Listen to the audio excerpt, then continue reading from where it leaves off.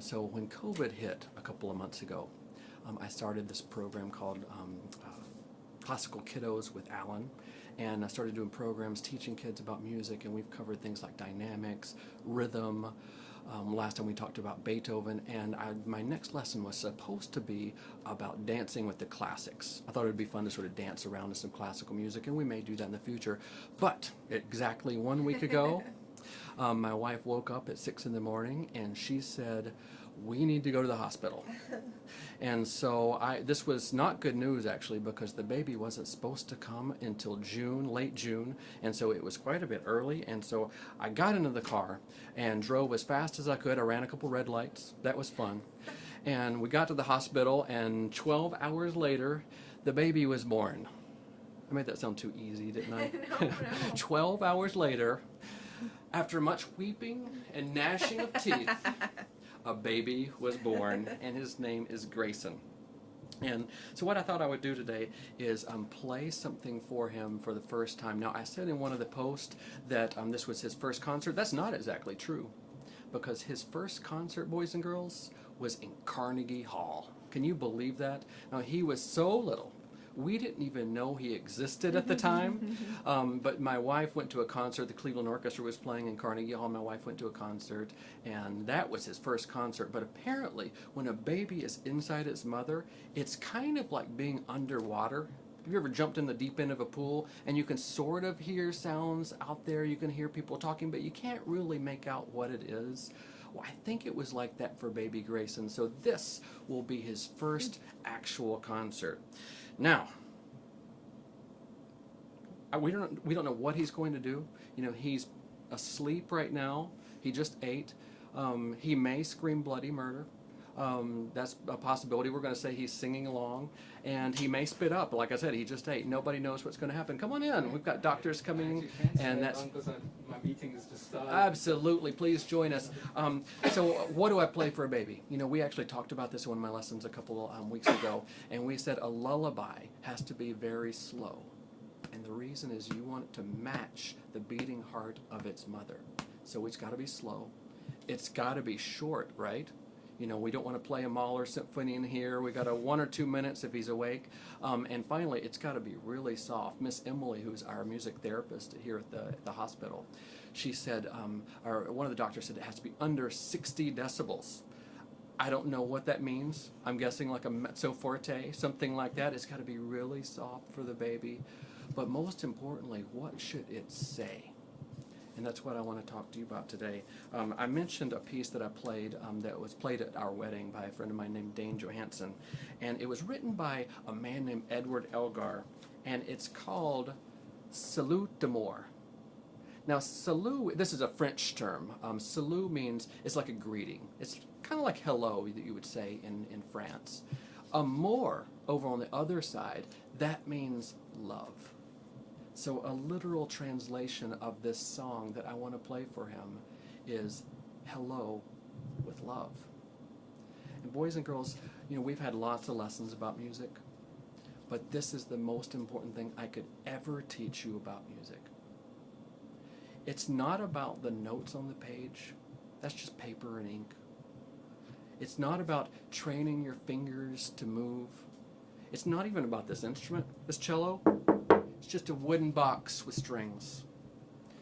No, music is bringing out what's inside of you, expressing what's in your heart.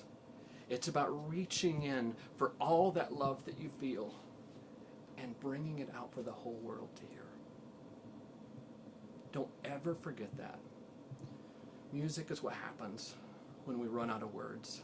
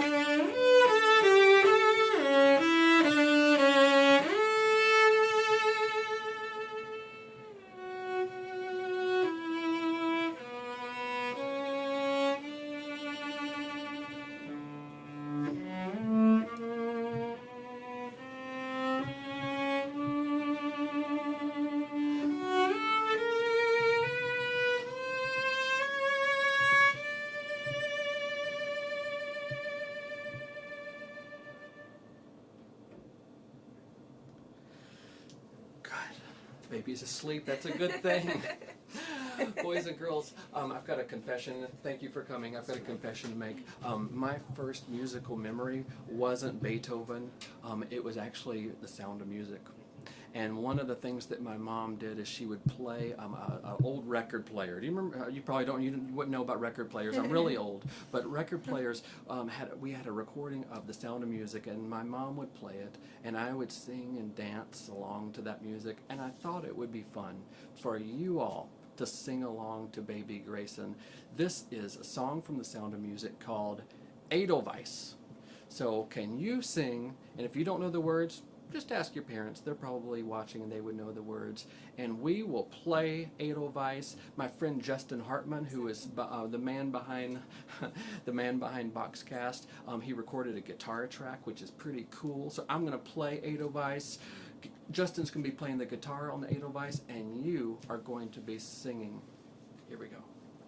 Let's just check this out.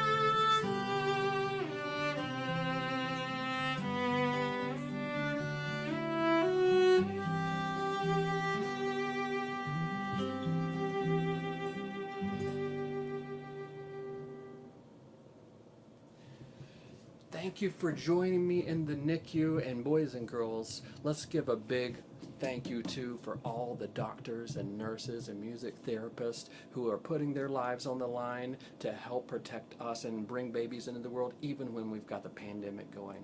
Thank you to our doctors and nurses, and thank you for joining us. Bye-bye.